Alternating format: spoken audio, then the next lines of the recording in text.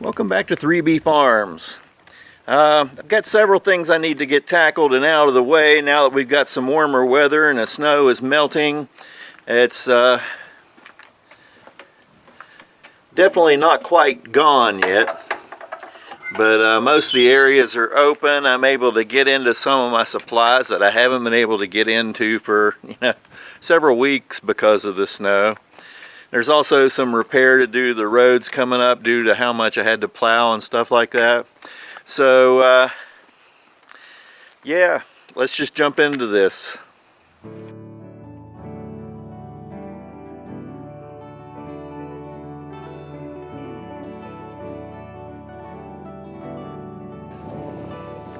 Okay, as I'm walking around, I'm looking at all the things that need to be done. Several things didn't get done before winter moved in. I mean, I've got a 20 by 44 foot tunnel that I was hoping to get under plastic, and I was able to get some fence up because the deer had found their way in and were getting in some of my plants, but I never did get all the framing finished on one end and the ability to get plastic on it. I was also working on some fencing on the first part of where's going to be my orchard. There's a second part that I put in for grant funding to try to get accomplished this spring, but now the federal government has all that kind of money on hold, so I'm not sure what's going to happen with that. I need to get the high tunnel cleaned out and the small greenhouse repaired in there. I'm still building that second set of shelves downstairs to start flowers seedlings on. I've got my vegetable seedlings all ready to rock and roll. But I'm trying to dig out materials for soil products to start seeds and then to move them into cell packs. I got to find all my cell packs and trays and domes and all that kind of thing that I need to be able to go into production. I need to start seeds really in the next couple of days. So I really need to get a seed starting mix together. I make my own out of whatever I have around. And I think with what I've got here this year, I'm going to use perlite, sphagnum moss, and sand, and just come up with a good mix for the trays to start my seedlings in. Okay, my battery cut off in mid-sentence, I think, so I don't remember where I left off. But chores of things to do. I mean, I've got tons of cleanup. I try to reuse soil from old containers as they die when I start new garden beds and that type of thing, just as filler, and there's still some organic matter in them. So I've got a bunch of those to move around and put in beds. I need to go around and check all my plants because a lot of them are under heavy snow cover and I need to see how well they did. Also, I need to get water tomorrow on all the cold frames and 2 tunnels that are under plastic because it's been a long time since I've been able to set up hoses and get water out here due to all the snow on the ground. Normally the things under plastic I only water once every 3 weeks to 4 weeks during the winter, depending on how quick they're drying out. I also need to start getting in here into these beds and cleaning out the grass and the weeds and cutting back perennials and that type of thing so I can get the garden beds prepared so when I have stuff to go in, I can get my garden beds set up and planted. I don't need to do that immediately, but I've got areas that I need to move around. There's some areas I'm still trying to get cleaned up so I can put more ground cloth down to put containers on. And it's just a long list of things to do. So I'm gonna start this video and see what we can get accomplished this week. Now, to start all those seedlings, I need to finish putting together this last set of racks that I'm going to grow the flowers on. And last week I showed I just had all this lumber sitting on the front porch. So I'm going to go ahead and cut all my shelves, and I'm going to cut them 52 inches long, and the height of the shelving is going to be 64 inches. And then I need to cut all these braces that will hold up each of the shelves on those side walls to the shelves. So I cut all those, and then I'd start laying down my walls to the shelves and putting those shelf braces on those to hold both sides of the walls together as one piece, and then this becomes one wall. Now the shelves all get this 1x2 trimming around the edges, so I go ahead and cut all that to length, And then my boards are 52 inches long, so I'm just going to lay those on the floor as well and start screwing all the bracing into those around the sides and create basically a shelf with a 1.5, 1.75 inch rise all around the outside. Because what I'm going to do with these is I have this rubber liner.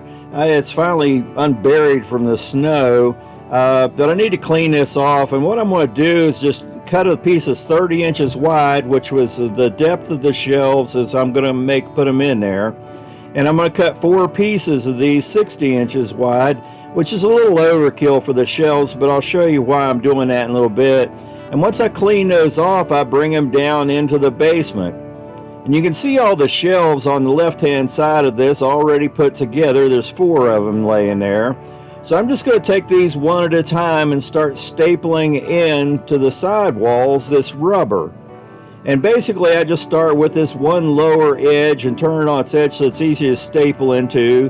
Then I turn it over and staple the other side of it. Now the ends I'm not going to staple for right now, and I'll show you why in a little bit. But then once I have the sides stapled, I just come back and trim all this to the top of the wood so there's not a lot of excess flapping around and keeping me from sliding things in and out of shelves. Now the hooks that hold the lights up in these, the threads on these are, about 3/8 deep on the threads.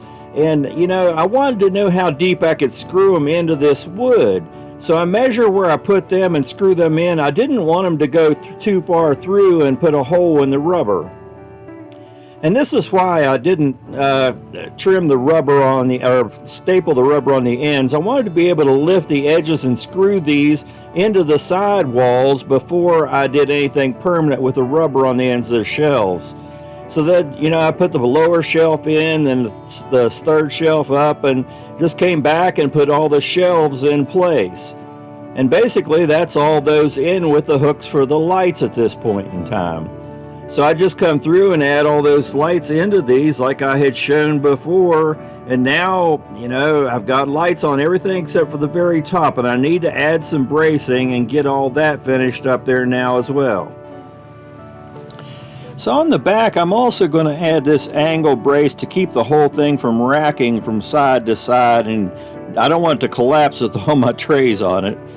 And then I make these 2 brackets to go up on top and extend the lights up above the growing rack. And then once I get the eye hooks in it, I come through and screw those into place and add the chains and lights. And that's this whole growing rack assembled and ready to start seeds on. Now the next thing I need really is the soil products to start the seeds. I make all my own soil mixes pretty much. It's just a whole lot cheaper to do that. And basically I'm just using 3 components to start seeds in. I'm using this sand, then I have sphagnum moss, and then I have perlite as well. And this, it is thawed underneath, but there are some tree roots that have grown up into this. So basically I have to screen at least the sand and the sphagnum moss, and I just have this homemade screen of 1/4 inch wire cloth that I screen everything through. And it gets the roots and a few nuts that the squirrels had buried in this and everything out of it, then gives me a nice clean sand to start with. And it's just something I need to go through. I don't want everything really chunky down in the soil mix for the seeds to start. I want them to have the best possible soil mix to root into. And then once I get the sand done, I do this sphagnum moss as well. And basically, I don't, like I said, I don't measure any of this. I just do about 1/3 of each probably. But you can see here, once it's done, I put it in buckets to bring it inside, and it's just a real nice consistency for starting all the seedlings in. And I do bring it inside because this is freezing, so I want this to thaw and be a nice warm temperature. And I just do all my soil tray filling in this concrete pad here. So now that I have all that ready to start seeds, I kind of take a walk around again and just take stock and really everything that I need to do. Now, as the time that I'm putting this together, the snow has melted off the tops of those cold frames, but I really need to get water into everything that's under plastic. It's been a while since I watered. And you can see here, these are the fruit trees along the high tunnel here. And, you know, just weeds had taken over last year. I had rabbit issues in here that ate bark off of stuff. And these are the vegetable beds here and perennial beds, some of it. And it got taken over with weeds last year. So I've just got a lot of cleaning ahead of me. This whole end up here, I extended that whole area last year, so the beds are going to extend up into this area and give me more in-ground growing area this next year. And the stuff that I already have in containers as far as shrubs go, you know, I mean, I'm coming close to the time where I've got to start pruning all this and putting fertilizer in the containers and getting it all ready for spring, but that doesn't have to be done immediately. One thing I do need, I started this area last fall, and there's a road to the left and right of this. That's why it's so wonky looking. But I need to get this fenced in, at least this end of it. And what I'm going to do is add a temporary fence on this end, and that's why I put these poles in the ground, or these T-posts. I'm going to create an area in there to throw all my leaves, grass clippings, and all that type of thing, so I can compost in this area here. And then, like I said, the fence coming off either side of the orchard area that I'm getting ready to install there will encompass this at the end as a temporary fence to keep the deer out of this area. Okay, there you have this week's short and sweet video from 3B Farm. The weather is starting to get better, so I'm going to be able to accomplish a little bit more each week. There were a couple little things I did this week as well, but I just didn't feel like throwing them in here. They were kind of insequential. In any case, you know, I've got a lot to do this next week, and I also need to start getting some work done outside of my farm so that I have a little income. I haven't had any income in a couple of months. So, I mean, that's sitting there ready to rock and roll. I just got to get on it now that the weather's breaking and the ground is a little easier to work with. But I do need to get started on that fencing area. I've got two areas that I'm going to build to put my orchard in. And besides for the fruit trees, they will also get blueberries, you know, on a lower understory level. And I have tons of plants that I call mother plants, which is the ones that I take cuttings off of to start baby plants. You know, I always tell everybody I'm making babies, and they kind of laugh at me. They don't always get it, but I do make, you know, thousands and thousands of baby plants every year. And the mother plants that I use to take those cuttings from, a lot have been in, you know, my tunnels or semi-protected areas. I had a few got eaten this winter. I'm hoping they'll come back. But anyway, once I get this 8-foot fenced area in, the fruit trees in there, these can also be scattered around in that area as well. And some other things like, you know, I mean, I might do some rhubarb or odds and ends in there as well. But the blueberries, I have honeyberries that will go in there. And I'm not sure what all. I'll have to walk around and look.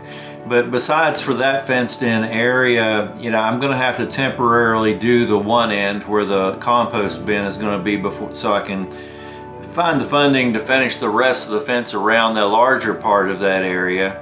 And then there's another area across another road to the left of where that picture was that goes into a gas well, where I'm going to do another part into there. And beyond that, I'm going to start my big greenhouse this year. And I might use it as a high tunnel. I'm not sure exactly what all I'm going to do with that. I want to experiment a little bit. I experiment with things all the time, but you know, peaches in the area where I'm at here, just to the west of the Allegheny Mountains. I mean, from the home here, I can see the first mountain range, which is the Laurel Mountain Range in the Alleghenies. So we're on the border of some serious weather. I mean, 20 miles to the east of me gets way, way worse winter and freezes and all that type of thing. But we get enough late spring frosts here that it usually kills the buds on pear or peach trees. And you know, so most of the peaches that are sold here are brought in from other areas to the east and of the mountains and slightly warmer climate areas. So what I want to do is on this 60 by 80 foot structure, in the center of each of the 20-foot bays, I want to plant peach trees.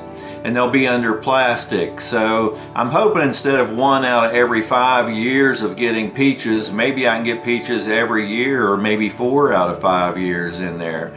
Of course, that all depends on the spring and the late freezes we do get. But I think, you know, our spring freezes are not that deep of a freeze, and the frost. So I think I could probably get peaches just about every year by putting them under plastic. So that's one thing that I want to do, to bring that local grown produce to our area here. And you know, besides that fencing in that area where I'm starting this week, next week I'm going to start seedlings. I mean, I've got the seed inside, I've collected some trays and stuff, which we'll go over more in the next video.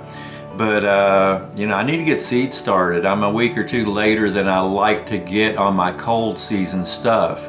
I mean, the cabbages, the cauliflower, the, you know, just all that cold season stuff that can handle the last few frosts of the year, which are light frosts. I need to get those seedlings started so I can start selling them when the time comes. And also I'm hoping to get a row under cloth this year to protect them from, you know, varmints and other things, to be able to grow some of that stuff outside here on the farm as well. It's something I haven't really grown that much of before.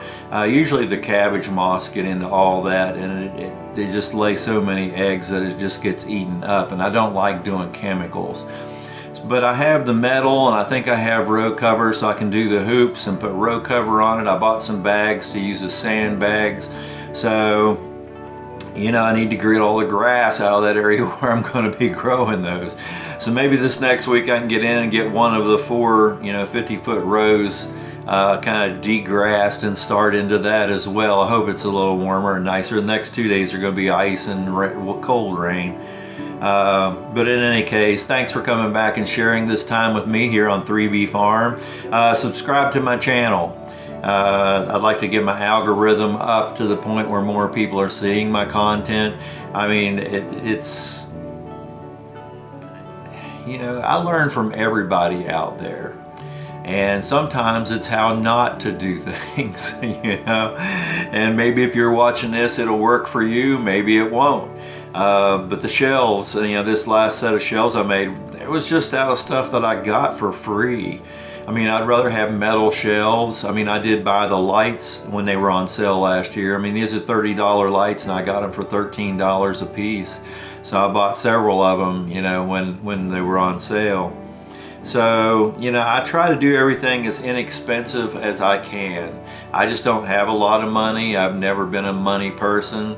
I try to do the best I can with what I have, and I scrounge for a lot of what I use as far as materials go. So anyway, I'm starting to ramble. Thanks for coming back and sharing this time with me. I do appreciate it. Subscribe and hit the bell, then you'll be notified when my next video comes out. And we'll continue on getting ready for spring.